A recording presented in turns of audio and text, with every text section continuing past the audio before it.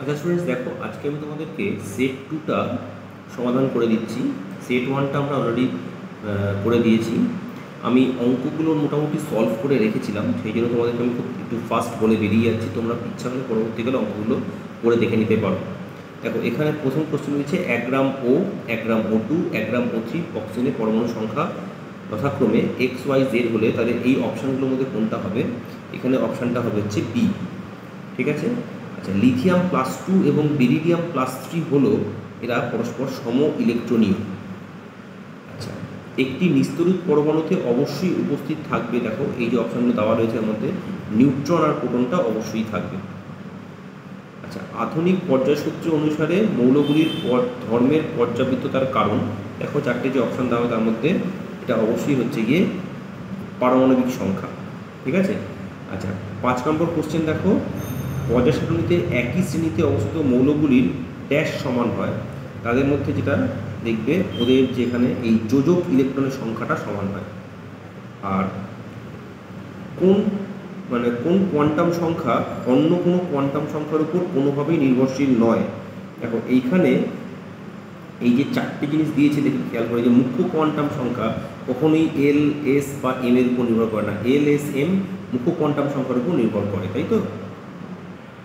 আচ্ছা, এবার 7 নম্বর কোশ্চেন দেখো, CSI3 সম্পর্কিত মিথ্যা তথ্য কোনগুলি? দেখো এখানে যে চারটে তথ্য দেওয়া রয়েছে এদের মধ্যে যদি খুব ভালো করে ফলো করে দেখো, এখানে তোমার 1 নম্বর তথ্য আছে এটি আয়নীয় যৌগ, দ্বিতীয় আছে এটি সমযোজী যৌগ প্রকৃতির যৌগ, তৃতীয় আছে CS+ আর I3- আয়ন দ্বারা গঠিত, আর আছে CS+3 এবং I- আয়ন দ্বারা গঠিত। তাহলে এখানে বেসিক্যালি দেখবি যদি খেয়াল করে, এই যে 2 এবং 4 নম্বরটা এই দুটো হচ্ছে গিয়ে মিথ্যা তথ্য। ঠিক আছে, 2 এবং 4 নম্বরটা, অর্থাৎ এরা সমযোজী প্রকৃতি, এটা ভুল আছে, এবং CS+3 এবং I- কখনোই হয় না, এটা ভুল আছে। ঠিক আছে, দেখে নাও। আচ্ছা, 8 নম্বর কোশ্চেনে চলে আসছি। এবার হচ্ছে 8 নম্বর কোশ্চেনে দিয়েছে যে এই যে CaF2 এবং CaCl2 উভয়ই আয়নীয় যৌগ হওয়া সত্ত্বেও CaCl2 জলে দ্রাব্য, কিন্তু CaF2 হলো অদ্রাব্য। কারণটা কি? দেখো এখানে প্রধান কারণটা হবে হচ্ছে গিয়ে এই যে বিটা, CaF2 উপাদান আয়নগুলির দ্রাবক আয়ন শক্তি ও জারক শক্তি অপেক্ষা কম। আচ্ছা, এর পরের প্রশ্ন দিয়েছে 9 নম্বর কোশ্চেনটা। দেখো 9 নম্বর কোশ্চেন দিয়েছে নিচের কোন ধাতব হাইড্রোক্সাইডটি সবচেয়ে কম ক্ষারকীয়? সবচেয়ে কম ক্ষারকীয় হচ্ছে আমাদের এখানে এই যে ম্যাগনেসিয়াম হাইড্রোক্সাইড। ঠিক আছে। জলীয় দ্রবণে প্রদত্ত আয়নগুলির মধ্যে ড্যাশ আয়নীয় সচলতা সর্বনিম্ন, ড্যাশ আয়নের এখানে সচলতা সবচেয়ে সর্বনিম্ন হবে হচ্ছে তোমাদের এই যে লিথিয়াম প্লাসের। ঠিক আছে। আচ্ছা, CSCl কেলাসে CS+ এবং Cl- কোঅর্ডিনেট সংখ্যা কোনটা হবে? তাই এখানে যদি দেখো দুটোই 8 হয় অ্যাকচুয়ালি। ঠিক আছে, তাহলে এটা হচ্ছে অপশন। AgBr কেলাসে সাধারণত যে ত্রুটিটা দেখা যায়, দেখো এখানে যে রয়েছে AgBr কেলাসের ক্ষেত্রে এটা একমাত্র যেটার মধ্যে শর্টকি আর ফ্রেঙ্কেল দুটোই দেখা যায়, তাহলে এই সিটা হচ্ছে আমাদের অপশন। আচ্ছা, H3O+ কেন্দ্রীয় পরমাণু সংকরণ অবস্থা হলো, এটা মনে রাখবে H3O+টা ক্ষেত্রে sp3 অবস্থায় থাকে।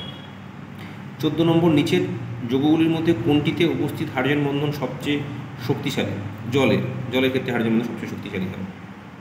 আচ্ছা, মিথ্যা বিবৃতিটিকে চিহ্নিত করো। দেখো এখানে অনেকগুলো বিবৃতি দেওয়া আছে, খুব ভালো করে দেখো এখানে মিথ্যা বিবৃতি কোনটা তোমাকে ভালো করে চিনতে হবে। প্রত্যেকটি 5D 5D কক্ষকে আকার 4D কক্ষের আকার থেকে আলাদা, প্রত্যেকটি 4D কক্ষকের আকৃতি 3D কক্ষের সমতুল্য, কোনো পরমাণুতে মুক্ত অবস্থায় 3D কক্ষের শক্তি সমানুপাতিক ঠিকই আছে। এই DXYZ DXYZ আকৃতি সমস্যা সমান এবং DX2 আকৃতি পরস্পরের সাথে সমান না, এইটাই ভুল আছে। এই ডি অপশানটা ঠিকঠাক নেই, বাকি সবগুলো ঠিক আছে। আচ্ছা, 16 নম্বর কোশ্চেনটা খুব ভালো করে দেখো।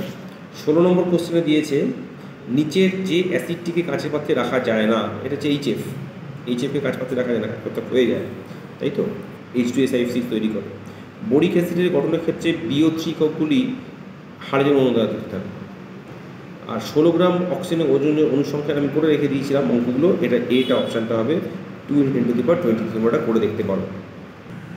কোশ্চেন সলভ করতে হবে, প্রচুর কোশ্চেন সলভ করতে হবে। 19 নম্বর কোশ্চেন দেখো, 0.5 মোল কার্বন ডাইঅক্সাইডে কতগুলি অক্সিজেন পরমাণু আছে?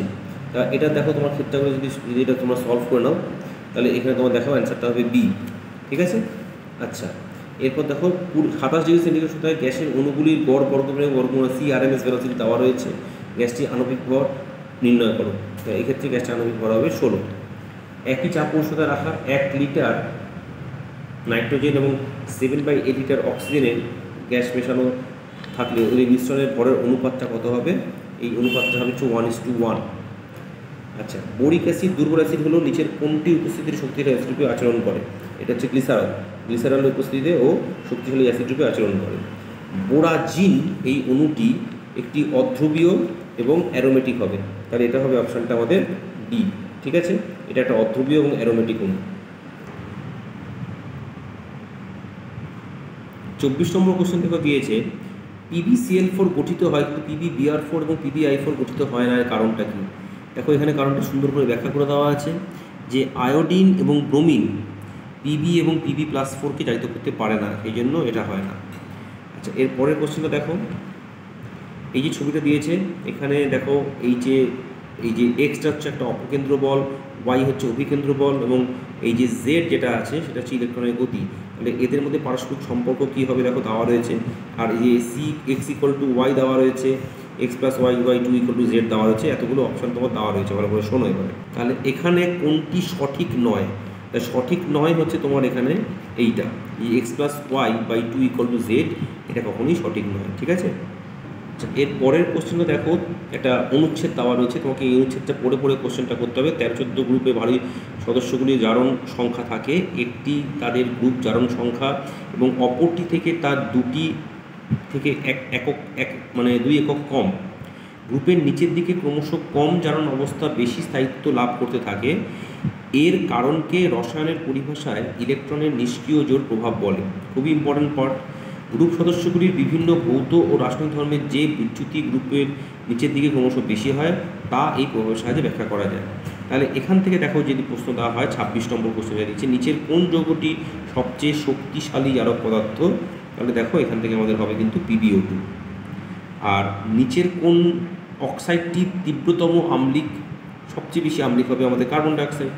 ঠিক আছে, আচ্ছা এবার চলে আসছি আমরা 28 নম্বর কোশ্চেন। দেখো এখানটা অ্যাসারশন রিজনিং টাইপের কোশ্চেন দিয়েছে। ঠিক আছে, দেখো কোনো কক্ষকে সর্বাধিক 2টি ইলেকট্রন থাকতে পারে, আর তার রিজন বলেছে পরমাণু মধ্যস্থ একটি ইলেকট্রনের কেবলমাত্র 2টি ঘূর্ণন অবস্থায় সম্ভব। তাহলে দেখো এইটার মধ্যে আমাদের কি কোনটা সঠিক কোনটা ভুল যদি আমরা পার করার চেষ্টা করি, তাহলে দেখো এখানে দেখতে হবে যে অ্যাকচুয়ালি এই যে এখানে যেটা বলেছে 2টি ইলেকট্রন থাকতে পারে, এই অ্যাসারশন এবং 2টি ঘূর্ণন অবস্থা সম্ভব রিজন, এই দুটোই কিন্তু সঠিক ব্যাখ্যা দিয়েছে। তাহলে অ্যাকচুয়ালি যেটা হয়েছে অ্যাসারশন এ আর যেটা মানে অ্যাসারশন এ এবং রিজন আর উভয় দুটোই সঠিক ছিল, কিন্তু খুব ভালো করে খেয়াল করে দেখো ঘটনাটা যেটা হলো সেটা হচ্ছে এক্ষেত্রে ব্যাখ্যাটা যেটা হলো আর এর এটা সঠিক ব্যাখ্যা হলো না, তাহলে এই বি অপশানটা ঠিকঠাক হবে, বাকিগুলো কিন্তু মোটামুটি ভুল। আচ্ছা এবারে দেখো দিয়েছে যে 29 নম্বরে ইলেকট্রোনেগেটিভিটি সম্পর্কে কোনটা ঠিক। তা এই ক্ষেত্রে তুমি দেখো খেয়াল করো যে ক্লোরিনের ইলেকট্রোনেগেটিভিটি বেশি এবং ফ্লুরিনের ক্ষেত্রে যেটা হয় ফ্লুরিন মানে Cl আর F এদের মধ্যে যেটা সঠিক সম্পর্ক যেটা হওয়া উচিত না, এইটা হবে না, উভয় ক্ষেত্রেই F > Clটাই হবে, এটাই হওয়া উচিত। আচ্ছা এবার 30 নম্বর কোশ্চেনে দেখো কোন ক্ষেত্রে পর্যায়গত ধর্ম প্রায় একই হয়? পর্যায়গত ধর্মটা সবসময় তোমার দেখবে একই হয় আইসোটোপগুলোর ক্ষেত্রে, তাই তো? আচ্ছা এবার একটা স্তম্ভ মেলানোর ব্যাপার আছে, দেখো স্তম্ভটা মেলানো, দেখো এটা খুবই সহজ কোশ্চেন দিয়েছে, খুব ভালো করে খুব খেয়াল করে দেখো। সালফিউরিক অ্যাসিড SF6NH4Br LCl3, তোমাকে আগে মেলাতে হবে এখানে কোনটার সাথে কোনটা মিলছে। তো দেখো এখানে আমাদের এই যে 4LCl3 এর অষ্টকটা অসম্পূর্ণ অবস্থায় আছে, কারণ ডাইমার হিসেবে থাকে তো অষ্টক অসম্পূর্ণ, তাহলে 4-এর সাথে B যাবে, 4-এর সাথে B গেলে আমাদের অপশান বি আর ডি, দেখো 4-এর সাথে B আছে, বাকি এগুলো হবে না, এটা একটা মিলিয়ে নিলাম। আর একটা খুব ভালো প্রশ্ন দেখো এখানে তুমি দেখতে পাচ্ছ যে এই যে সালফিউরিক অ্যাসিড হচ্ছে গিয়ে আমি দেখি তাহলে এটা হচ্ছে গিয়ে অ্যাকচুয়ালি অসমযোজী সমযোজী দুটো বন্ধনই দেখায়, তাহলে এক্ষেত্রে একের সাথে C যাচ্ছে, তাহলে অপশান ডিটা আনসার হবে, অপশান ডিটা একের সাথে C যাচ্ছে 4-এর সাথে B যাচ্ছে, সেই ক্ষেত্রে বাকিগুলো আর মেলানোর দরকার নেই। ঠিক আছে, হয়ে গেল। এরপর চলে এসো আমাদের নেক্সট প্রশ্ন, নিচের গঠনগুলির মধ্যে যেটা সংস্পন্দন গঠন নয় অর্থাৎ রেজোনেটিং নয়, এখানে এখানেটা তোমাদের একটু বুঝতে হবে এই কোশ্চেনটার মধ্যে রেজোনেন্সের ব্যাপারটা কি। এই যে মাইনাস আয়নটা যখন রেজোনেন্স ক্রিয়েট করে, অ্যাকচুয়ালি এই ওটা নিচের দিকে হবে, ওরা ছবিটা ছাপতে ভুল করেছে, ডাবল বন্ডটা ওপর দিকে হবে অক্সিজেনের সাথে। এই মাইনাস আয়ন দিয়ে এই রেজোনেশনটা হয়, এই মাইনাসটা এখানে গেলে এই রেজোনেন্সটা হবে, দেখো এইগুলো গেলে এগুলো খুলবে, এই মাইনাস আয়নটা এখানে এলে এটা খুলবে। কিন্তু দেখো এইখানে যেটা অ্যাকচুয়ালি আছে এই ডি অপশানটাতে তোমার দেখো এখানে খেয়াল করে এই যে 4 নম্বরটাতে এই ডিটাই অ্যান্সার হবে, কারণ এর রেজোনেন্সটা কিন্তু প্রপারলি হওয়া উচিত নয়, এটা প্রপারলি রেজোনেন্সটা হবে না। আচ্ছা, এবার দেখো 33 নম্বরটা যেটা দিয়েছে, এখানে একটা বাম্পসন তোমার মেলানো ব্যাপার রয়েছে, এটাও খুব ভালো প্রশ্ন। খেয়াল করে দেখো তোমার এখানে কোনটার সাথে কার কালারটা কীভাবে মিলছে। সোডিয়ামের কালারটা আমরা জানি, সেটা হচ্ছে গিয়ে এই যে সোডিয়ামটা, এই ক্যালসিয়ামটা হয় বিটের মতো লাল, অর্থাৎ 4-এর সাথে সি যাবে। তাহলে দেখো 4-এর সাথে যদি সি যায়, এখানে একমাত্র অপশান 4-এর সাথে সি কিন্তু দেখো বি এর আছে। বেরিয়ামের সাথে যাবে হচ্ছে কি তোমার দেখো এই যে 6-এর সাথে তোমার এ যাবে, 6-এর সাথে এই অপশান কিন্তু একমাত্র এই বিতেই আছে, কারণ বাকিগুলো আর দেখার আমার দরকার নেই, বি অপশানটা ঠিক মেরে দাও। ঠিক আছে, 33 হয়ে গেল। আচ্ছা, এরপর আমরা একদম শেষ দুটো প্রশ্নে চলে এসেছি। নিচের কোনটি তড়িৎ বিশ্লেষণে হাইড্রোজেন পারঅক্সাইড পাওয়া যায়। দেখো হাইড্রোজেন পারঅক্সাইড পেতে তোমাকে এখানে এই সালফিউরিক তড়িৎ বিশ্লেষণ করতে হবে। আর এই যে কতগুলো হাইড্রাইড দিয়ে দেখো, ক্যালসিয়াম হাইড্রাইড, বেরিয়াম হাইড্রাইডের আয়নীয় চরিত্রের ক্রমটা হলো এই যে এটা। ঠিক আছে, সবচেয়ে বেশি আয়নীয় হচ্ছে বেরিয়াম হাইড্রাইড, তারপর ক্যালসিয়াম, লাস্ট হচ্ছে বেরিয়াম হাইড্রাইড, এটা তো প্রায় সমযোজী হয়। ঠিক আছে স্টুডেন্টস, তাহলে আজকে আমি তোমাদেরকে এই সেট 2টা পুরো সমাধান করে দিলাম। এরপর তোমাদের জন্য আমি সেট 3টা নিয়ে আসবো। সবাই ভালো থেকো।